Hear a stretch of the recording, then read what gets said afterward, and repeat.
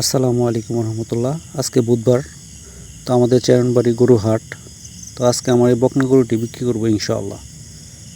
তো মোটামুটি আমি একটু সব কাজ শেষ করে মোটামুটি একটু আগে হাটে যাওয়ার চেষ্টা করতেছিলাম। তো একটু হালকা বৃষ্টি ছিল, এই জন্য দেরি হয়ে গেছে। তো একটার পরে ইনশাআল্লাহ গরু নিয়ে রওনা দিলাম।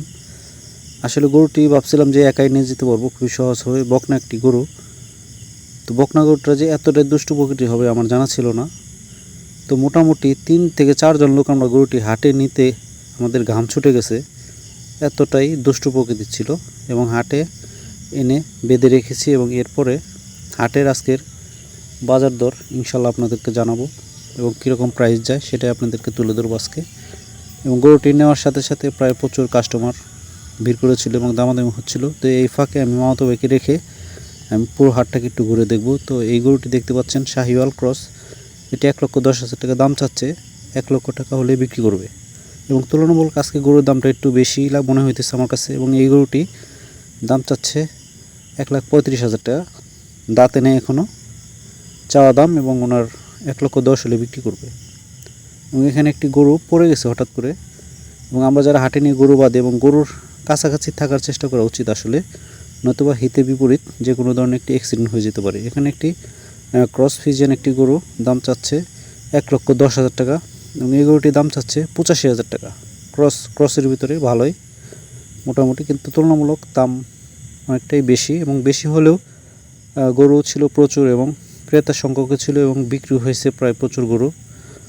দাম বেশি হলেও অনেকে কিনে রেখে দিচ্ছে মোটা তাজা করার জন্য, আগামী সামনে কুরবানিদের জন্য বিক্রি করার জন্য। এবং আমি একটু যাবো আর একটু ছোটো গরুর কাছে, যে ছোটো গরুর বাজারগুলো কীরকম দর হয়। এবং এখানে প্রায় অনেকগুলো ছোটো গরু আছে। এই গরুটা জোড়া উনি বলতেছে 1,45,000 টাকা। তো মোটামুটি উনি 1 লক্ষ উপরে হলে বিক্রি করে দেবে। এবং এখানে দেখতে পাচ্ছেন ক্রস ফিজিয়ান, খুবই সুন্দর এবং ভালো জাতের গরু, একটু ছোটো আকৃতির। এগুলো ওনাকে আমি জিজ্ঞেস করলাম যে জোড়া কত, উনি বলল 1,45,000 টাকা জোড়া, এবং সিঙ্গেল নিলে 60,000 টাকা পড়বে। এবং এই গরুটি বিক্রি হয়ে গেছে 62,000 টাকা।